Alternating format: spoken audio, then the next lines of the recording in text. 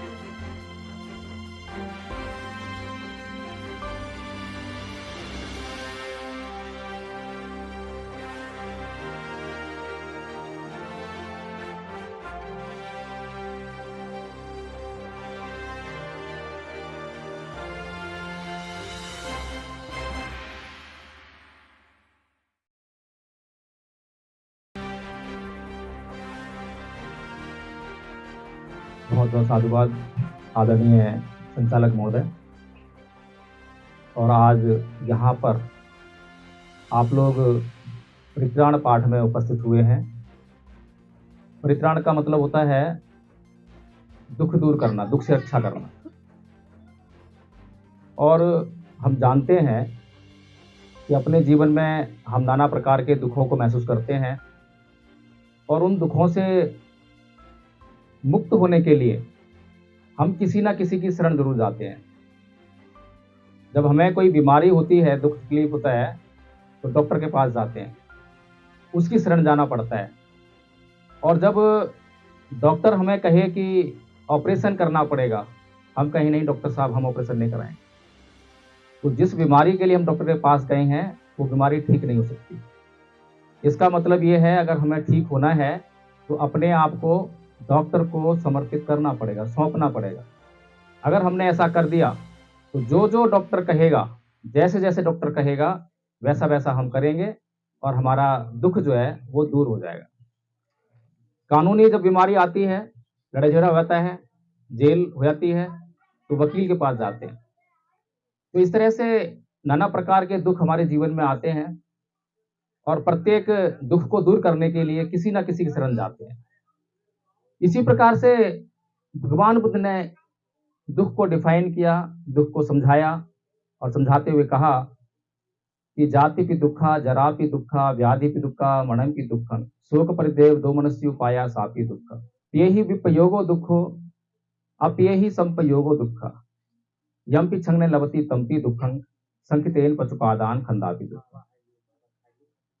कि जन्म लेना दुख है, रोग दुख है, बुढ़ापा दुख है, मरना दुख है, प्रियजनों का बिछुड़ना दुख है, अप्रियजन जब मिलते हैं जब दुख होता है, जीवन में हम जो चाहते हैं जब वो नहीं मिलता है तो दुख होता है। कुल मिलाकर 5 स्कंधों से निर्मित ये शरीर दुख का घर है। अब ये दुख हर किसी समझ में नहीं आता। केवल बुद्ध ही एकमात्र ऐसे हुए जिन्होंने अपने जीवन में दुख को खोजा, दुख की खोज में गए। नहीं तो सारा संसार भगवान बुद्ध से पहले सुख की खोज में था, अप्सराओं की खोज में था, स्वर्ग की खोज में था। भगवान बुद्ध से पहले और भगवान बुद्ध के बाद कहानी बड़ी अजीब है, क्योंकि सच प्रकट हुआ, बहुत से लोगों ने उसका साक्षात्कार किया, और जिस जिसने उसका साक्षात्कार किया, उसको स्वीकार किया, आचरण किया, वो दुखों से मुक्त हो गए। भगवान बुद्ध से पहले भी लोग खोज में थे, ढूंढते थे, सुख ढूंढते थे, सुख, कि सुख मिले, क्योंकि दुख से दुखी हैं तो सुख ही ढूंढेंगे। आज भी जो है सारे लोग सुख ही ढूंढते हैं, सभी लोग। और अभी देखिए तस्वीर पे लिखा है स्वर्गीय, किसी को पता नहीं है कि स्वर्ग गए या नहीं गए, लेकिन हमने लिख दिया क्योंकि ये हमारी भावना है, हम चाहते हैं कि वो स्वर्ग ही जाएं। जबकि एक बात निश्चित है, एक बात ठीक ठीक है कि तत्वलीन तो हुए हैं, यानी कि जिन तत्वों से शरीर का निर्माण हुआ उन तत्वों में वापस वे चले गए हैं। ये बात तो सत्य है, इसको हम जान भी सकते हैं, समझ भी सकते हैं। लेकिन ये वाली बात किसी को भी समझ में नहीं आएगी कि वो क्या स्वर्ग गए। मुसलमान बोलेंगे जन्नत गए, क्या वो जन्नत गए? किसी भी व्यक्ति के पास जो स्वर्ग नरक की बात करता है, जन्नत जहन्नुम की बात करता है, किसी के पास कोई रिकॉर्ड नहीं है कि अभी तक कितने लोग स्वर्ग में गए हैं, कितने लोग नरक में गए हैं। किसी के पास कोई रिकॉर्ड नहीं है, लेकिन इन्हीं बातों में सभी लोग फंसे रहते हैं और दूसरों को फंसाए रखते हैं। लेकिन सत्य को समझना और फिर सत्य को स्वीकार करना, अगर इतना काम हो जाए तो हमारा जीवन आसान हो जाए। भगवान बुद्ध की बातों को स्वीकार करना कोई मुश्किल बात नहीं है, बड़ी आसान बात। इस संसार का प्रत्येक मनुष्य जानता है कि जिसने जन्म लिया है उसको मृत्यु भी होगी, जो उत्पन्न हुआ है नष्ट भी होगा। भगवान बुद्ध पहले व्यक्ति नहीं थे जिन्होंने ऐसा बताया हो, हम सभी जानते हैं। या हम में से कोई ऐसा है जो न जानता हो? है कोई ऐसा? सब जानते हैं कि जिसने जन्म लिया है वो एक दिन मरेगा भी। फिर शोक और विलाप किस बात का, किस लिए शोक करते हैं? जैसे ही किसी घर में बच्चा उत्पन्न होता है, पैदा होता है, तो वो पूरा घर जो है खुशी से झूम उठता है, डीजे लग जाता है, नाचना गाना बहुत होता ही नहीं होता, सब क्या होता है। इस बात से अनजान कि ये जो बच्चा जन्म लिया है ये मृत्यु को भी प्राप्त होगा। मृत्यु कब आएगी? कब आएगी मृत्यु? किसी भी क्षण, कभी भी। बच्चा अभी पैदा हुआ है, अभी मर सकता है, कल मर सकता है, 1 महीने में, 1 साल में, 10 साल में, 20 साल में, 100 साल में, मरना तो है ही। कैसे मरेगा? बहुत सारे कारण है, किसी भी प्रकार से मर सकता है। इन सभी सच्चाइयों को छोड़कर, इनसे मुंह मोड़कर जो लोग केवल आनंद ही आनंद मनाने लगते हैं, उत्सव मनाने लगते हैं, और जैसे ही ऐसी कोई घटना घट जाती है तब उनका क्या हाल होता है? फिर रोना पीटना शुरू हो जाता है, चीखने चिल्लाने लग जाते हैं, अपनी छातियां पीटने लग जाते हैं। तो सीधी सी बात है, जितना आनंद मनाओगे उस आनंद से जितना चित्त बीमार होगा, तो आनंद के ना रहने पर, दुख आने पर वो जो चित्त बीमार हुआ है वो प्रतिक्रिया करेगा। इसीलिए रोते पीटते हो। इसीलिए भगवान बुद्ध आपको समता सिखाते हैं, सम रहिए। खुशी आई है तो नाचिए गाइए मत, खुशी आई है, सुख आया है तो नाचिए गाइए मत, उसको फील कीजिए। दुख आए तो रोइए पीटिए मत। और ये सब कुछ हर किसी साथ में चलता रहता है, लगता रहता है। लेकिन फिर भी हम सब कुछ जानते हुए भी इसलिए दुखी होते हैं क्योंकि हम जानते तो हैं लेकिन उसको स्वीकार नहीं करते हैं। जब जब हम किसी बात को स्वीकार नहीं करते हैं तब तब दुख होता है। अभी आदरणीय बौद्धाचार्य जी जो है परंपरा की बात कर रहे थे, रीति रिवाजों की बात कर रहे थे, प्रथाओं की बात कर रहे थे। ये परंपरा है क्या? किसी को मालूम है? आप सभी लोग परंपराओं से बंधे हुए लोग हैं, रीति रिवाजों से बंधे हुए लोग हैं। जहां भी रीति रिवाज, भोज का, मृत्यु होने पर गांव में सूचना पहुंच जाती है कि वहां मृत्यु हो गई है, तो लोग जो है शोक मनाते हैं या खुश होते हैं? क्या होता है? जिन लोगों को 2 या 3 दिन का भोज मिलेगा, उनको जब किसी की मृत्यु की सूचना मिलती है तो क्या होता है? शोक या खुशी? घर में तो शोक है, जिनका प्रियजन बिछुड़ा है, प्रियजन गया है, वहां शोक है। बाकी लोगों को क्या है? बताइए मुझे, कैसी प्रथा है, कैसी परंपरा है? परंपरा है क्या? परंपरा एक सहूलियत है। जैसे मान लीजिए कि यहाँ पर एक बौद्ध परंपरा के हिसाब से ये कार्यक्रम हो रहा है। अगर हम हर बार जो है इस कार्यक्रम को करने के बारे में सोचें, विचारें, ये कैसे करा जाए, तो हर बार समय खराब होगा। सोचेंगे बार-बार, यहाँ फूल लगाएँ, यहाँ मोमबत्ती लगाएँ, कितनी लगाएँ, कैसे लगाएँ? लेकिन एक बार जो है हमने एक परंपरा बना ली, तो हम आए और 10-15 मिनट में, 1 घंटे में उसको काम को करके चले। तो परंपरा का मतलब होता है सुविधा। हम सुबह से लेकर शाम तक जितने भी काम करते हैं, हर काम को हम सीख कर नहीं करते। सीख के करते हैं क्या? एक बार सीख लिया, फिर उसी काम को हम आराम से कर लेते हैं। अगर हमें हर काम सीखना पड़े, बार-बार सीखना पड़े, जब भी करना हो तभी सीखना पड़े, तो जीना मुश्किल हो जाएगा। तो परंपरा क्या हुई? परंपरा हमारे लिए सुविधा हुई कि हमारे जीने में वो आसानी पैदा करती है। लेकिन जब कोई परंपरा रूढ़ी बन जाए, रूढ़ी कैसे बनती है? कि अभी तो ये परंपरा मेरे काम में आ रही है, अभी तो इसकी मुझे जरूरत है, लेकिन परिस्थितियां ऐसी बनी कि वो परंपरा की मुझे कोई जरूरत नहीं है, या फिर उस परंपरा को बदलने की जरूरत है। अब वो परंपरा मुझे दुख देने लगी है, अब वो परंपरा मुझे कष्ट देने लगी है, लेकिन फिर भी मैं उस परंपरा को मानने के लिए मजबूर हूं। तो वो परंपरा जो है कष्ट देने के बाद भी, दुख देने के बाद भी अगर मुझे करनी पड़ रही है, तो ऐसी परंपरा क्या हुई? रूढ़ी हुई। रूढ़ी। और जब कोई परंपरा रूढ़ी हो जाती है तो हमारे लिए दुख लेकर आती है। और मूर्ख अज्ञानी लोग जो हैं, उन रूढ़ियों को ही अपने सर पर बोझे की तरह लेकर घूमते रहते हैं, उनसे मुक्त नहीं होते। इसीलिए ये जो मृत्यु के बाद जो मृत्यु भोज है, ये जो परंपरा कभी भी शुरू हुई होगी, किसी ने भी शुरू की होगी, लेकिन यथार्थ में तो ये बहुत खराब प्रथा साबित हो रही है। इससे तो जिसके घर में मृत्यु हुई है, उसके घर में खुद खाने के लिए दाने नहीं है, और वो कहीं से कर्ज लेकर आ रहा है, और वो लोगों के लिए खाने की व्यवस्था कर रहा है। वो कैसे लोग हैं जो खाने आ रहे हैं? उसके शुभचिंतक लोग हैं क्या? बल्कि उनको तो आके सहयोग करना चाहिए कि भाई तेरे पास जो है व्यवस्था नहीं है, तेरे पास रोजगार नहीं है, तू आर्थिक संकट से जूझ रहा है, ले 1000 रुपये हमारी तरफ रख ले 500 रुपये हमारी तरफ कर ले। अगर ऐसा कोई संस्कार करना पड़े तो सारा गांव इकट्ठा होकर उसके पास आए कि कार्यक्रम करना बहुत जरूरी है, इस कार्यक्रम में हमारा भी सहयोग लो, ताकि उस परिवार पर बोझ ना बने। अब बताइए, ये वाली बात सही है या वो वाली बात सही है? आनंद किसमें? अगर गांव में ऐसा माहौल बन जाए और गांव में हम ऐसा समाज बना लें, तो क्या कोई दुखी रहेगा? गांव में हम दुखी इसलिए हैं क्योंकि हम अकेले अकेले हैं, समाज का निर्माण नहीं हुआ। कहने के लिए तो गांव है, लेकिन गांव की जो एक परिभाषा होनी चाहिए कि गांव को हमेशा हर दुख मुसीबत में एक दूसरे के साथ में खड़े हो जाना चाहिए, वो तो मिलती नहीं है। तो जिसके पास जैसा सामर्थ्य है वो वैसा कर रहा है। तो ये मनुष्य का समाज हुआ या जंगल का राज हुआ? जंगल में होता है ऐसा, तो कि जिसके पास ताकत है वो अपनी ताकत का इस्तेमाल करके जैसे मर्जी जिए। ऐसा ही तो गांव में हो रहा है, ऐसा ही सारे देश में हो रहा है। हमने समाज का निर्माण नहीं किया, और ऊपर से हमने जो ऐसी प्रथाएं, ऐसी परंपराएं बना ली जो हमें कष्ट दे रही हैं।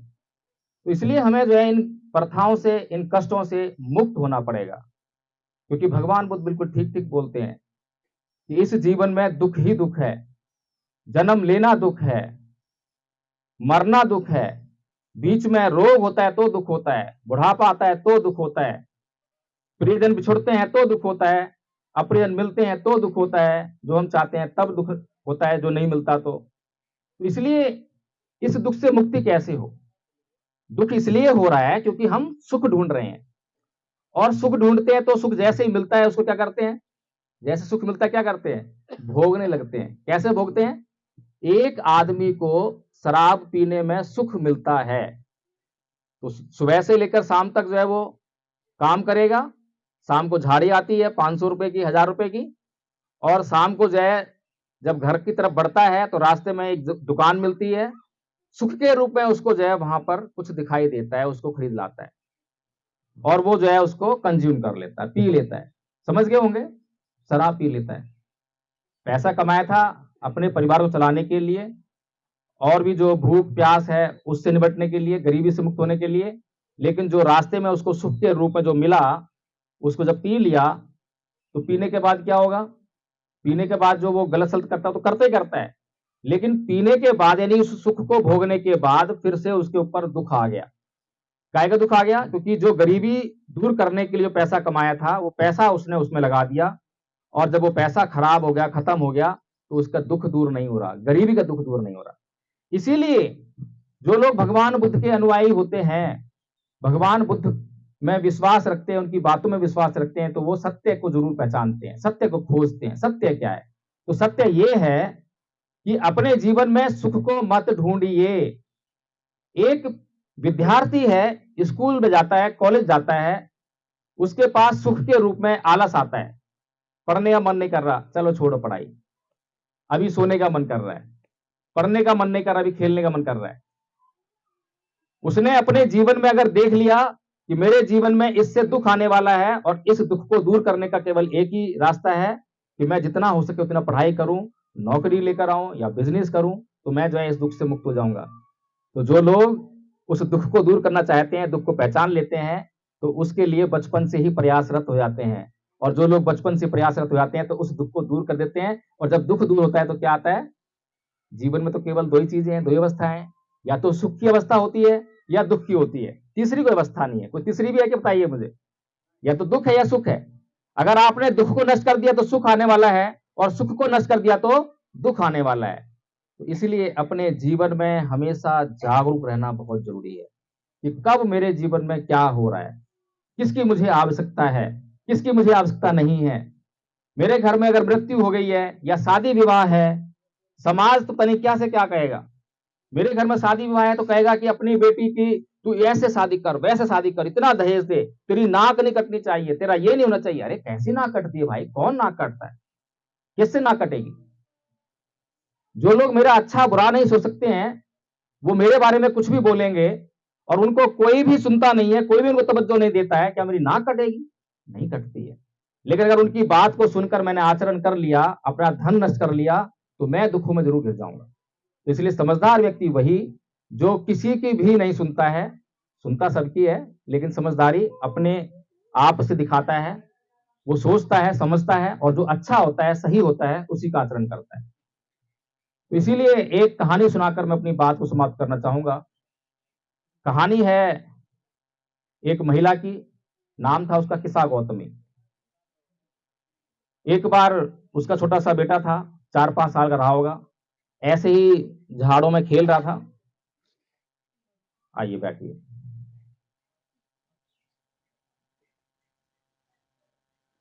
जब वो खेल रहा था तो एक सांप निकला झाड़ में से और उसे डस लिया, और उसकी मृत्यु हो गई। एक ही बेटा था और एकमात्र संतान, और वो भी चली गई, तो सोचिए कितना दुखों का पहाड़ टूटेगा। उसके ऊपर भी दुखों का पहाड़ टूटा, और वो पगला सी गई, पागल हो गई, बिल्कुल पागल। और अपने बेटे की लाश को हाथ में लेकर जगह जगह हर किसी से बोलने लगी कि मेरे बेटे को जीवित कर दो, कोई उपाय बताओ, बताओ मैं कहां जाऊं। लेकिन किसी के पास कोई उपाय हो तो करे। तो किसी ने कह दिया कि वहां पर जा, वहां पर भगवान बुद्ध बैठे हैं, वो तेरे बेटे को जरूर जिंदा कर देंगे। उसको बड़ी आस बंधी कि भगवान बैठे हैं, वो तो मेरे बेटे को जिंदा कर ही देंगे। तो भगवान बुद्ध के पास आई, चरणों में रख दिया बेटा कि भगवान बुद्ध कुछ भी कीजिए, कैसे भी कीजिए, आप मेरे बेटे को जीवित कर दीजिए। अब भगवान बुद्ध उसकी स्थिति समझ गए कि इसको क्या समझाएं, तो समझने की हालत में नहीं है। कुछ भी ज्ञान देंगे तो ये नहीं लेगी, क्योंकि इसको तो एक ही चीज दिखाई दे रही है, बेटा बेटा और बेटा, और बेटे का जीवन। इसके अलावा मृत्यु तो समझ में नहीं आ रही इसको जो है। तो भगवान बुद्ध ने उससे कहा कि हे बहन, एक काम करो, मैं तुम्हारे बेटे को जीवित कर दूंगा। तुम किसी घर से जो है एक मुट्ठी सरसों के दाने ले आओ। अब एक मुट्ठी सरसों के दाने कितने हैं? कुछ भी नहीं है। अगर किसी का बेटा जीवित होता हो तो दुश्मन के घर में भी जाएंगे तो वो भी एक मुट्ठा सरसों दे देगा कि चल तेरा बेटा जीवित है। तो वो इतना सुना उसने और भागने लगी, तुरंत सरसों के दाने लेकर आ गई। भगवान बुद्ध ने उसको रोका, रुको बहन, सुनती जाओ। ये एक मुट्ठी सरसों के दाने उस घर से लेकर आना जिस घर में कभी कोई मृत्यु ना हुई हो। पगली हुई है, बिल्कुल पगलाई हुई है, कहां समझ में आ रहा है उसको। दौड़ पड़ी गांव की तरफ, पहले घर पे गई, बहन मुझे फटाफट से एक मुट्ठी सरसों के दाने दे दो। बहन गई अंदर से और एक मुट्ठी क्या पूरी झोली भर के, लो बहन तुम्हारा बेटा जीवित होता है तो एक झोली भर के ले जाओ और ले जाओ। बहुत अच्छा। मुड़ के चलने लगी बुद्ध की ओर। एकदम ध्यान आया, अरे बुद्ध ने कहा था कि किसी घर में मृत्यु ना हुई हो उस घर से सरसों दान लाने। पलट के फिर ए बहन बताओ कि कहीं तुम्हारे घर में कोई मृत्यु तो नहीं हुई? नहीं बहन, पिछले ही महीने मेरे ससुर एक्सपायर हो गए। अरे बहन मैं आपके घर से नहीं ले सकती, सरसों के दाने वापस। अगले घर पर गई, वहां पर भी वही सरसों के दाने मिल गए। लेकिन फिर पूछा कि बहन कोई मृत्यु तो नहीं? पिछले ही साल मेरे यहाँ पर यह मृत्यु हुई है। पूरे गांव में जगह जगह हर घर का दरवाजा खटखटा दिया, लेकिन कहीं पर भी एक भी घर नहीं मिला जहां पर मृत्यु ना हुई। समझ में आ गई बात। थक हार के जो है वापस भगवान बुद्ध के पास आई, चरणों में लेट गई। बुद्ध, मुझे समझ में आ गया कि मृत्यु सत्य है। अभी तक मैं मोह में अंधी हो गई थी, अपने पुत्र से बहुत आसक्ति के कारण समझ नहीं पा रही थी। अब मुझे समझ में आ गया है, मुझे अपनी शरण ले। शरणागत हो गई और बुद्ध के धम्म का आचरण करके अर्हत हो गई, हमेशा हमेशा के लिए दुख से मुक्त हो गई। तो इसलिए हमें अपने जीवन में जो बातें सत्य हैं, जब हम उनको जान जाते हैं, तो ऐसा नहीं है कि अब आदरणीय आचार्य कपिल देव जी हैं, बुद्ध की शरण में हैं, तो ऐसा नहीं है कि इनको दुख नहीं होगा, दुख तो होगा, लेकिन दुख को बहुत जल्दी दूर कर लेंगे, क्योंकि वो सत्य को जानते हैं। वो जानते हैं कि ये दुख जो है मेरा आसक्ति के कारण आ रहा है, आज नहीं तो कल, कल नहीं तो परसों ये तो दुख अपने आप मिट जाएगा, तो मैं अभी से क्यों ना इसका प्रयास करूं। इसी प्रकार से भगवान बुद्ध के धम्म में भगवान बुद्ध ने एक बात और कही। भगवान बुद्ध ने कहा, अकोछी मंग अवधि मंग अजीनी मंग अहासी में ये चैतंग उपनहंती बेरंग ते संग न सम्मति। कि उसने मुझे मारा, उसने मुझे डांटा, उसने मुझे लूटा, उसने मुझे जीत लिया, जो ऐसा अपने मन में बनाए रखते हैं उनका वैर कभी शांत नहीं होता। सही बात है गलत बात है? आजकल तो पूरी दुनिया ऐसी कलेश से जूझ रही है। एक छोटी सी कहानी और सुना देता हूं, सच्ची घटना सुना रहा हूं, बिल्कुल भी झूठी नहीं है, हमारे अपने जीवन की घटना है। हमारे एक साथी हैं, हमारे मित्र हैं, दिल्ली पुलिस में जॉब है। तो हम दोनों हस्बैंड वाइफ और वो दोनों हस्बैंड वाइफ हर रोज जो है सुबह सुबह एक पार्क में वॉक करने के लिए इकट्ठा हुआ करते थे। वॉक किया, एक्सरसाइज की, उसके बाद जो है आधा घंटे यही धम्म का पाठ, धम्म सीखना। तो उनको यही वाली गाथा सिखा रहा था, सीख ली, याद कर ली, हिंदी का अर्थ भी याद कर लिया, पाली भी और हिंदी दोनों याद कर लिया। एक दिन उनकी मैडम का फोन आया कि प्रकाश जी जल्दी से घर पे आ जाइए, 3 दिन से बोलचाल नहीं है। गजब हो गया, 3 दिन से बोलचाल नहीं। हम लोग जैसे ही घर पर गए तो वैसे ही उनके साहब घर पे वापस आए ड्यूटी से। तो ड्यूटी से आए तो उनकी मैडम जो उनके लिए गिलास में पानी लेकर आई और पानी सामने दिया, तो साहब बोलते हैं कि अगर ये लोग घर पे ना आए होते तो ये पानी का गिलास तेरे मुंह पर देकर मारता। इतना भयंकर गुस्सा। तो मैंने उनसे केवल एक बात पूछी कि साहब ये बताइए, हम हर रोज एक गाथा याद करते हैं, उसका मतलब क्या है? इतना पूछना था और चेहरे पर मुस्कान आ गई और तुरंत वो पानी का गिलास उठाया और पी लिया। और वो जो कलेश 3 दिन से चल रहा था एक झटके में खत्म हो गया। कैसे खत्म हुआ? कोई मंत्र पढ़ा गया, कोई यज्ञ किया, कोई हवन किया। लेकिन जिनके यहां मंत्र पढ़े जाते हैं, हवन किए जाते हैं, यज्ञ किए जाते हैं, वो उनके जीवन जो है दुखों से भरे हुए हैं, उनके दुख दूर नहीं होते। क्यों? क्योंकि जिस चीज का जो काम है वो चीज वही काम करेगी। आग का काम तो जलाना है, अगर आग का सही सही उपयोग करोगे तो वो सही काम करके देगी। लेकिन आग का काम जो है आप कहीं आग को बुझाने के लिए करो तो करेगी क्या? नहीं करेगी। तो इसीलिए भगवान बुद्ध ने जो बात कही, क्योंकि मन में बैठा ली, पति पत्नी के बीच में कुछ बात हुई होगी, हो सकता है कि नमक मिर्च कम हो गया हो, तो पत्नी से गलती हो गई, पति को सहन नहीं हुई और कुछ बात कह दी। फिर पति ने जो बात कही वो पत्नी को सहन नहीं हुई, पत्नी ने भी कुछ पलट के कह दिया, आपस में झगड़ा हो गया। और झगड़ा इतना हो गया कि 3 दिन हो गए, कई बार 3 साल भी आते हैं, कई बार तलाक भी आते हैं। इतना सब अनर्थ जो है किस लिए हो रहा है? और हर घर जल रहा है इस तरह की बातों से, चाहे वो हिंदू का हो, चाहे मुसलमान का हो, चाहे ईसाई का हो। बताइए कौन सा घर नहीं जल रहा? इस संसार का कौन सा व्यक्ति इन बातों से परेशान नहीं है? और भगवान बुद्ध जो कह रहे हैं वो किसके काम की बात नहीं है? बताइए किसके काम की बात नहीं, इसमें कौन सा पूजा पाठ है। यहाँ पर आपको लग रहा होगा कि यहाँ पर इतना तस्वीर रखी है, धूप बत्ती मोमबत्ती हो रही है, ये तो इनका प्रोग्राम है, ये तो बौद्धों का प्रोग्राम है। अरे भाई नहीं, ये जो सब कुछ दिखाई दे रहा है तो प्रतीक है। दूर से कोई गुजरेगा तो उसको पता लगेगा कि ये किसका कार्यक्रम हो रहा है, किन लोगों का कार्यक्रम हो रहा है। हिंदुओं का हो रहा है, मुसलमानों का हो रहा है, ये तो बौद्धों का हो रहा है। बस इतनी सी बात है इसमें, और कुछ नहीं है। इसमें कोई जादू मंत्र नहीं। अभी जितने भी चैंटिंग यहाँ पे हुई है, गुरु जी ने की है, आचार्य जी साथ में मिलकर की है, उन सब चैंटिंग से कुछ नहीं हो रहा आपका। जो कहीं पर भी कोई भी चैंटिंग कर लीजिए, कहीं कुछ नहीं होता। लेकिन ये जो बातें बता रहा हूं, अगर ये बातें आपको समझ में नहीं आई, इन बातों का अगर आपने आचरण नहीं किया, तो बहुत कुछ बनने और बिगड़ने वाला है। सोचिए, अगर उनको वो गाथा याद ना होती जो हमने याद कराई थी, अगर उन साहब को वो गाथा याद ना होती, उसका अर्थ ना पता होता, तो क्या उनके बीच में जो कलह हुआ, कलेश हुआ, जो 3 दिन चल रहा था, क्या शांत होता वो? बताइए मुझे, शांति आती क्या? नहीं आती। इसलिए जो भगवान बुद्ध का धम्म है, ये व्यवहार करने के लिए है। अभी तक हमने बुद्ध को भी औरों की तरह समझा है। एक आदमी मुझसे बोला कि भाई आप बुद्ध को मानते हो, बौद्ध हो, ये बताओ कि बौद्ध धर्म में कौन से उत्सव होते हैं, कौन से त्योहार होते हैं। अरे भाई, क्या जरूरी है कि बौद्ध धर्म में उत्सव और त्योहार हो? क्योंकि हमने जो है एक एंगल ले रखा है, दृष्टिकोण अपना लिया है। क्योंकि हम हिंदू धर्म छोड़कर आए हैं, तो हिंदू धर्म में उत्सव है, त्योहार है, तो वो भी जो चीजें वहां पर हैं वही चीजें यहां भी ढूंढेंगे। ऐसा नहीं है। ये तो वैसे ही हुआ कि हम अंग्रेजी सीखने लगे। पहले हम हिंदी जानते थे, अब हमने अंग्रेजी सीखना स्टार्ट किया। तो अंग्रेजी का मुझे अंग्रेजी करनी है। किसमें करनी है? मैं जाता हूं, इसकी अंग्रेजी बनानी है। तो नए नए अंग्रेजी सीख रहे हैं। तो हमें पता लग गया कि भाई ये बताओ, मुझे ज्यादा मत बताओ, बस ये बता दो कि मैं को क्या कहते हैं अंग्रेजी में। अच्छा, बता दिया। आई कहते हैं। अच्छा, जाता हूं क्या कहते हैं? जाता हूं कहते हैं गो।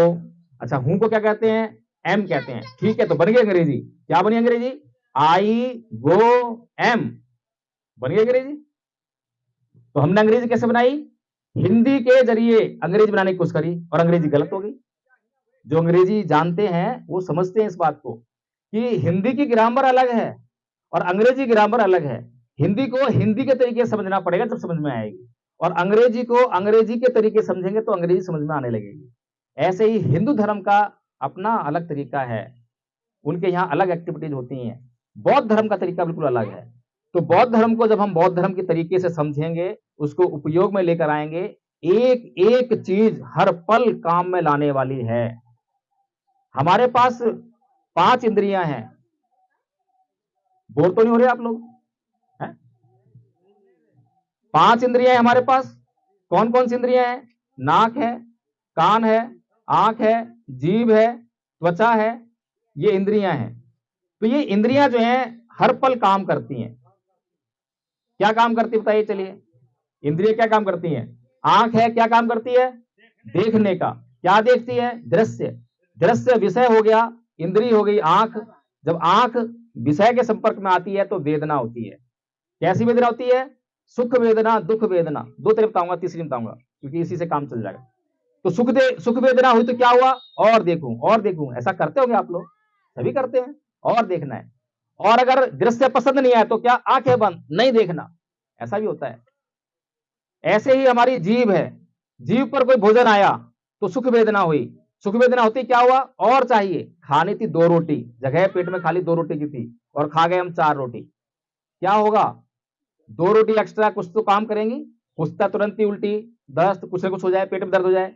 अगर तुरंत नहीं भी होगा तो बाद में उसका परिणाम निकलेगा, मोटापे के रूप में निकलता है ना। डायबिटीज, मोटापा आएगा ही आएगा।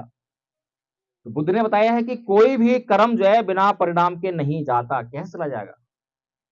अब जीभ पर भोजन आया लेकिन अच्छा नहीं लगा, करेला था या लौकी थी, ऐसा होता है ना, बच्चे अक्सर करते हैं। पालक बन गया तो नहीं पसंद, नहीं खाना, नहीं खाना। और क्या खाना है? चाउमीन खानी है, बर्गर खाना है। अब ये जो बर्गर और चाउमीन तो नुकसान देती है। अब जो चीज खानी थी वो नहीं खाई, क्योंकि जीभ के कारण।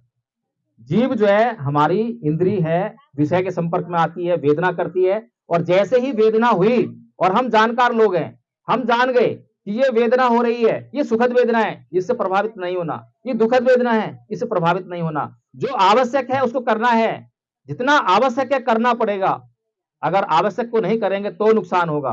और आवश्यकता से अधिक करेंगे तो नुकसान होगा।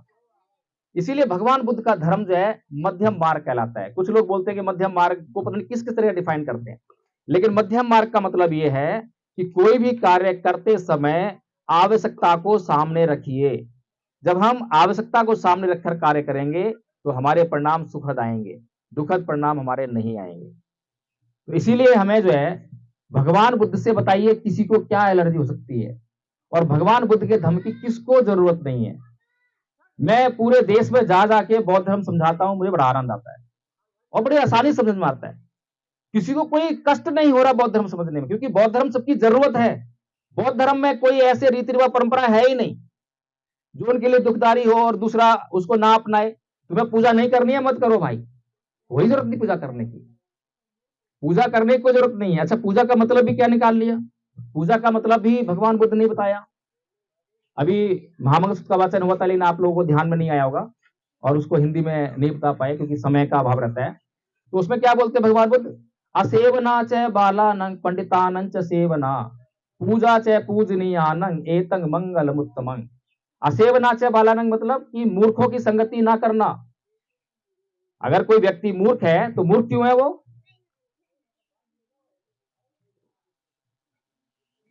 अज्ञानता के कारण मूर्ख है। अब उसके पास अगर अज्ञानता है तो अज्ञानता से हमें लाभ होगा या हानि होगी? लाभ होगा या हानि होगी? बताइए। हानि होनी है। तो इसीलिए क्या बोला? असेवना च बालानंग, मूर्खों की संगति नहीं करना। फिर पंडितानंद च सेवना। पंडित क्या होता है? पंडित तो आप लोगों ने वो मान लिया हिंदू का पुजारी जो है। पंडित मतलब ये नहीं था, विद्वान, पढ़ा लिखा, ज्ञानी पुरुष जिसके पास ज्ञान है, तो उसकी संगति करना, उसके साथ में मित्रता करना। जब हम उसके साथ मित्रता करेंगे तो उसके पास जो ज्ञान है वो हमें मिलेगा, उस ज्ञान से हमारा कल्याण होगा।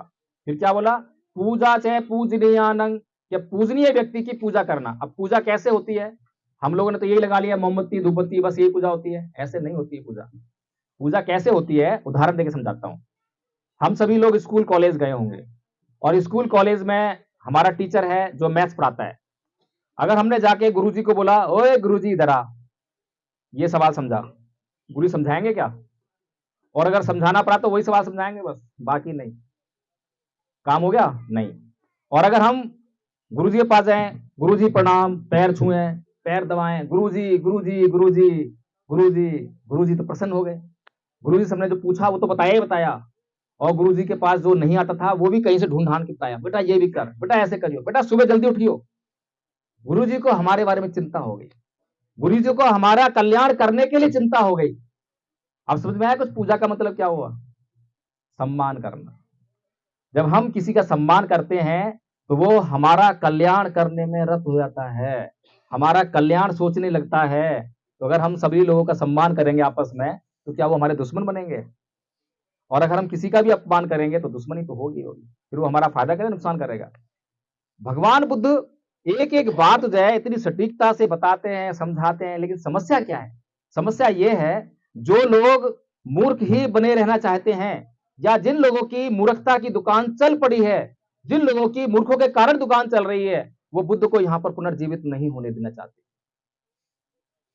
तो इसीलिए ये काम तो हम सब लोगों का है जो हम लोग जो आज ये शामिल हुए हैं। एक और उदाहरण देता हूं, टाइम तो है ना, थोड़ा सा और दे दूं है। एक बार क्या हुआ कि एक आदमी भगवान बुद्ध के पास आया और भगवान बुद्ध से आके बोला कि भगवान कितना अच्छा हो अगर पूरी पृथ्वी पर चरम बिछा दें, चमड़ा बिछा दें, क्योंकि पूरी पृथ्वी पर कांटे कांटे हैं, लोग जाते हैं चुभ जाते हैं। बड़ा दयावान व्यक्ति था, किसी को कांटा चुभते हुए देखा होगा, उसे दुख हुआ होगा, सहन नहीं हुआ, तो भगवान को चलाया, भगवान पूरी पृथ्वी पे हमें कांटे वो चमड़ा बिछाना चाहिए ताकि किसी को कांटा न छुए। भगवान बुद्ध बोले बहुत अच्छा, तेरी बात तो बहुत अच्छी है, तेरी भावना बहुत अच्छी है, लेकिन तरीका थोड़ा सा सही नहीं है। कितना अच्छा हो अगर उस चमड़े में से छोटा सा टुकड़ा चमड़े का काटें और उससे दो जूते बना लें, फिर दोनों जूते पहनकर तू पूरी दुनिया में कहीं भी घूमियो, तुझे कहीं पर कांटा नहीं चुभेगा। अब बताइए कौन सी बात सही है? बुद्ध की बात सही हुई नहीं हुई? सही तो हुई, लेकिन इसका मतलब क्या है? इसका मतलब समझ में आना चाहिए। मतलब यह है, भगवान कहते हैं कि ये दुनिया दुष्शील प्राणियों से भरी हुई है, जहां देखो वहीं गाली देने वाले हैं, जहां देखो वहीं झगड़ा करने वाले हैं। ऐसा ही है ना सारे लोग? कोई ऐसा है आप में से जो गाली नहीं देता हो? सारे देते होंगे, है? हाँ। तो भगवान बुद्ध ये समझा रहे हैं उसको कि भाई तू किस किस से बचता फिरेगा। अगर तू भी झगड़ा करने वाला है, गाली देने वाला है, तो हर जगह झगड़ा ही होगा, गाली गलौज से तेरा भला नहीं होने वाला, तू पिटपिटा के ही आएगा, है ना, ये मतलब हुआ। तो भगवान कहते हैं कि अच्छा हो कि तू जो है सीलवान बन जा। सीलवान, अभी 5 सील आपको दिए ना, पाणातिपाता बेरमणि शिक्षापत्र समादियामी, मैं प्राणी हिंसा से व्रत रहने शिक्षा ग्रहण करता हूँ, मैं चोरी से व्रत रहने शिक्षा ग्रहण करता हूँ, मैं व्यभिचार से व्रत रहने शिक्षा ग्रहण करता हूँ, मैं झूठ बोलने से व्रत रहने शिक्षा ग्रहण करता हूँ, मैं नशा व प्रमाद से व्रत रहने शिक्षा ग्रहण करता हूँ। ये 5 सील आपको भी दिलाए थे। तो जब आप 5 सीलों का आचरण करेंगे, अपने आप को संयमित कर लेंगे और आप गाली देना बंद कर देंगे, झगड़ा करना बंद कर देंगे, आप झगड़ा करने वाले नहीं हुए हैं, अब आप जो है गाली नहीं करते हैं, तो आप किसी भी व्यक्ति के पास चले जाइए, चाहे वो झगड़ा करने वाला हो, चाहे वो गाली देने वाला हो, लेकिन अगर आप झगड़ा नहीं करते हैं, आप गाली नहीं देते, तो आपका झगड़ा नहीं हो सकता। हो गई बात सही? तो भगवान बुद्ध उसको यही समझा रहे हैं कि सारा संसार जो है दुश्शील गलत आचरण के लोगों से भरा पड़ा है। किस किस को समझाते फिरोगे? अच्छा हो तुम खुद समझ जाओ। जब तुम खुद समझ जाओगे तो पूरी दुनिया में जिन मर्जी लोगों के बीच में जाना, कहीं झगड़ा नहीं होगा। तो इसलिए भगवान बुद्ध का धम्म हमारे लिए बहुत महत्वपूर्ण है। अब कितने लोग यहाँ पर चाहते हैं कि भगवान बुद्ध का प्रचार हो, भगवान बुद्ध के धम्म का प्रचार हो, बुद्ध का नहीं। अच्छा, आप लोग पीछे नहीं चाहते? अच्छा नहीं लगा? सभी चाहते हैं। चलिए, अच्छा, माता बहनें बड़ी रिजिड होती हैं, तो आप लोगों को कुछ समझ में आया कि नहीं आया? अभी नहीं आया, कोई बात नहीं। देखिए ऐसा है, एक बात और समझा देते हैं। हम लोग अक्सर समझाते किसको हैं? बड़े लोगों को, है ना। इस उम्र के लोगों को समझाएंगे तो इन्होंने पहले से बहुत कुछ समझा हुआ है। अब जो समझा हुआ है वो आगे समझने में बाधा बन रहा है, समस्या होगी ना। अच्छा, ये लोग अगर मान लीजिए हम कहते हैं इनको कि अंधविश्वासी हैं, ये परंपरावादी हैं, ये ऐसे हैं, ये वैसे हैं, तो ये हुआ कब? ये बीमारी लगी कब? अभी लगी है क्या? नहीं, ये तो बचपन से लगना शुरू हो गई थी। किसी भी व्यक्ति से पूछें कि भाई तुम हिंदू कैसे हो, तो क्या बोलेगा? क्योंकि मैं हिंदू परिवार में पैदा हुआ इसलिए मैं हिंदू हूं। किसी से पूछो तुम मुसलमान कैसे हो, बोलेगा मैं मुसलमान परिवार में पैदा हुआ इसलिए मैं मुसलमान हूं। सीधी सी बात है, अच्छी बात है भाई। अच्छा, उससे ये पूछो कि अगर किसी भी हिंदू घर में कोई बच्चा पैदा हो और उसको पैदा होते ही मुसलमान के घर में छोड़ दें, तो किसी हिंदू देवी देवता या ईश्वर में इतनी ताकत है जाके उसको बता दे कि तू मुसलमान नहीं है, तू हिंदू है? तो इन लोगों से बताओ, जरा पूछो इनसे, जो दिन रात चिल्लाते रहते हैं जय श्री राम जय श्री राम। अरे भाई करो, लेकिन समझाओ तो सही कुछ। हमें समझ में आएगा तो हम भी बोलेंगे जय श्री राम, हमें कौन सी दिक्कत है। हमें समझ में तो आना चाहिए कि हाँ किस तरह से हमारा इससे लाभ हो सकता है। हम आपको समझा रहे हैं, कल्याण हो सकता है तो देख लीजिए। अगर हमारी बात से आपका कल्याण होता है तो आप हमारी बात समझिए। अगर आपकी बात से हमारा कल्याण हो तो हम आपकी बात समझ लेंगे, हम मना थोड़ा कर रहे हैं। तो इसी तरह से जो है, कोई भी बच्चा मुसलमान बनता है, कोई भी बच्चा जो है हिंदू बनता है, कोई भी अंधविश्वास पाखंड बचपन से ही शुरू होता है। अगर बचपन में ही हमने उसको विज्ञानवादी होना सिखाया तो वो विज्ञानवादी होगा, तर्कवादी होगा, बुद्धवादी होगा। तो हमें बचपन पे फोकस करना चाहिए। अभी तक बाबा साहेब डॉक्टर भीमराव अंबेडकर के द्वारा इतना महानतम कार्य करने के बाद और सारी लाइन क्लियर करने के बाद भी हम क्यों प्रताड़ित है, क्यों दुखी हैं? कारण यह है कि हमारे नेताओं, हमारे बुद्धिजीवियों ने दिशा ही नहीं समझी। दिशा तो जा रही थी फैजाबाद को, और हमें दिल्ली जाना है, दिल्ली, और दिशा पकड़ ली फैजाबाद वाली, तो फैजाबाद पहुंचेंगे, दिल्ली कभी नहीं पहुंच पाएंगे। तो इसीलिए बड़ी गलती हुई। हमें काम करना चाहिए था अपने स्कूल खोलने पर। स्कूल खुलेंगे तो बच्चे मिल जाएंगे, बच्चे तो आएंगे पढ़ने के लिए, अब भी जाते हैं पढ़ने के लिए। जब बच्चे हमारे पढ़ने आएंगे तो हम क्या सिखाएंगे? यही बातें सिखा देंगे। और जब यही बातें सीखेंगे तो क्या सीखेंगे? अंधविश्वास सीखेंगे क्या? इतना आसान काम है। तो धम्मपद संघ जो है यही कार्य कर रहा है। अगर आपको कुछ भी समझ में आया हो तो आप भी साथ में जुड़िए। जुड़ने का मतलब ये नहीं कि हम बांध लेते हैं, बांधना नहीं है। अभी मैंने आपको गांव का उदाहरण दिया था कि अगर ये गांव जो है एक दूसरे का सम्मान करे, एक दूसरे के दुख मुसीबत में खड़ा हो जाए तो गांव कहलाएगा। अभी गांव तो बस देखने के लिए प्रतीकात्मक गांव है, गांव जैसी कोई चीज है नहीं। तो ऐसे ही जब हम आपस में मिलेंगे तो समस्याओं का निराकरण करने लगेंगे, फिर कोई समस्या समस्या नहीं रहेगी। अच्छा, आदरणीय आचार्य कपिल देव जी ने एक बात और कही है अभी। कुछ लोग कंफ्यूज हैं कि बौद्ध धर्म में तो मांस खाना वर्जित है और कबीर पंथ बहुत घृणा भर देता है। कबीर लोग जो है बहुत घृणा करते हैं इस बात से। तो बुद्ध ने क्या कहा है मांस के ऊपर? क्या बुद्ध ने प्रतिबंध लगाया? तो इसका जवाब ये है, अभी मैंने आपको बताया था कि आवश्यकता के अनुसार हमें हर कार्य करना चाहिए, पहली चीज। दूसरी चीज ये है कि दो तरह के लोग हैं भगवान बुद्ध के धम्म में, एक भिक्षु संघ है और एक उपासक लोग हैं, गृहस्थ लोग हैं। तो भिक्षु संघ को हमें समझना चाहिए कि भिक्षु कौन होता है। हर कोई चीवर पहन के आ जाए वो भिक्षु नहीं है, क्योंकि एक भिक्षु होने के लिए उसके लिए तीन बातों का होना जरूरी है। पहला तो ये घर से बेघर होना। घर से बेघर होना मतलब क्या होता है कि अब चाहे मुझे कहीं पर रुकने का स्थान मिले या ना मिले, अब आसमान मेरी छत होगी और जमीन मेरा बिछौना। जब वो इतना कष्ट सहन करने के लिए अपने आप को तैयार कर लेता है, जब वो घर से बेघर होता है, घर छोड़ता है। दूसरा, तमाम संपत्ति का त्याग करना। अब उसे किसी भी प्रकार की कोई संपत्ति में आसक्ति नहीं है। अब उसका जीवन जो है आवश्यकता पर आधारित होता है और अपनी आवश्यकताएं समाज से पूर्ति करता है। तीसरी बात होती है कि वो तमाम रिश्ते नातों का त्याग करता है। अब उसका कोई रिश्ते नाता नहीं है, किसी रिश्ते नाते में कोई आसक्ति नहीं है। उसके चाहे बीवी हो, बच्चे हो, अब वो लोग समाज की तरह उसके लिए हो जाते हैं। जैसा समाज वैसे ही उसके भी बच्चे। अब वो कोई भेद नहीं करता दोनों में, अब उसके प्रति कोई आसक्ति नहीं है। तो इसीलिए ऐसे लोगों के लिए मांस भक्षण बिल्कुल संकल्पित है, बैन है, लेकिन पूरी तरह से नहीं। अगर मान लीजिए कोई भिक्षु इस घर पे आया और इस घर के लोग जो है मांस खाने वाले हैं, उन्होंने मांस पकाया है, भिक्षु आया, भिक्षु ने तो पकाया नहीं इनको मांस बनाने के लिए, और ना ही सूचना भेजी है कि मेरे लिए मांस बना के रखना, ना ही अपनी इच्छा बताइए कि मुझे मांस पसंद है। भिक्षु अपना भिक्षाटन भोजन लेने के लिए आया है, तो घर में से उन्होंने जो है उसके भिक्षा पात्र में मांस डाल दिया, तो उसके लिए वो भोजन है। और भोजन की परिभाषा क्या है? भोजन वह चीज है जो आपको एनर्जी देती है, ऊर्जा देती है। आपको हर चीज से एनर्जी नहीं मिलती है। आप पत्थर खा के दिखाइए एनर्जी, लकड़ी खा के दिखाइए, तो जिससे एनर्जी मिलती है तो आपके लिए भोज्य है, सीधी सी बात है, भोजन है। लेकिन हम लोग मनुष्य हैं, और मनुष्य होने के कारण हमारे भीतर जो है विवेक है, और विवेक से हम जो है किसी प्राणी की रक्षा कर सकते हैं। तो जहां तक संभव हो सके, भिक्षुओं के लिए तो बिल्कुल संकल्प है, अगर उन्होंने इस नियम का उल्लंघन किया, अपनी इच्छा जाहिर कर दी, तो संकल्प टूट गया, वो भिक्षु नहीं रह जाएगा, इच्छा से मांस ग्रहण नहीं करेगा। लेकिन गृहस्थ लोग जो है इच्छा से कर सकते हैं, लेकिन उन्हें भी प्रयास करना चाहिए। क्या प्रयास करना चाहिए? कि किसी जीव की हत्या करने से बचना चाहिए। ये हमारे अंदर जो है हर एक जीव के प्रति करुणा का भाव रहना चाहिए।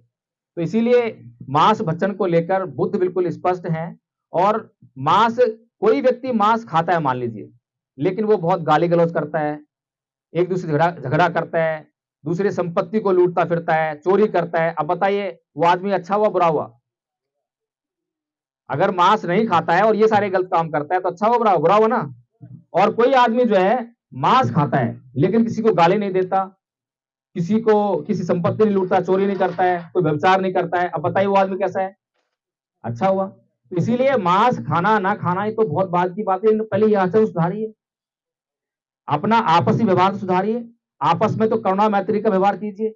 जब आपस में आप इतना कर लोगे, और जब आप कहोगे कि मुझे निर्वाण पाना है, जब निर्वाण पाने का लक्ष्य बना लेंगे, तब आप जो है बिल्कुल ही कर देना बैन, उसको कोई दिक्कत नहीं है। लेकिन हमें जो है प्रैक्टिकल होकर सोचना पड़ेगा। हमारे जीवन में व्यवहार में जो हम चीजें कर सकते हैं, जो काम कर सकते हैं, उन्हें करना चाहिए, और जहां पर व्यवहार करने में कठिनाई आ रही हो वहां पे हमें नहीं करना चाहिए। कठिनाइयों से बचाना, भगवान बुद्ध की शरण हमने गए थे ना अभी, शरण गमन क्या था? बुद्धं शरणं गच्छामि। तो ये शरण गमन हुआ क्या? ये भी आप लोग ऐसे सोचते होंगे कि ये तो मंत्र है, ऐसे सोचते हैं, लेकिन मंत्र नहीं है। अभी मैंने बताया था डॉक्टर वाला कि डॉक्टर की शरण गए, तो ऐसे ही अपना कल्याण करने के लिए हम बुद्ध की शरण जाते हैं, उस मार्ग की शरण जाते हैं जिसको हम धम्म कहते हैं, उस संघ की शरण जाते हैं जो बुद्ध का ये खोजा हुआ धम्म हमें कहता है। तो इसीलिए हम तीन शरण जाते हैं, बुद्ध की, धम्म की और संघ की। और जब हम बुद्ध, धम्म और संघ की शरण चले जाते हैं, समर्पित कर देते हैं अपने आप को, तो हमारा कल्याण सुनिश्चित हो जाता है। तो ठीक है, मैं अभी इन्हीं बातों से अपनी बात समाप्त करता हूँ, और अब हम एक एक करके जो है श्रद्धांजलि देंगे। आप एक एक करके आएंगे, और श्रद्धा से कैसे श्रद्धा देनी है ये भी ध्यान रखिए। कुछ लोग तो ऐसे करते हैं, कुछ लोग ऐसे करते हैं, ऐसा नहीं करना। आराम से फूल उठाने हैं, हाथ में लेने हैं, और पहले जो है नमन करना है ऐसे झुककर जो है, और फिर आराम से ऐसे फूल डालने। ठीक है? तो ठीक है, आप लोग आइए, और गुरुजी लोग जो है सभ्यता करेंगे, सभ्यता चैटिंग करेंगे। जी जी।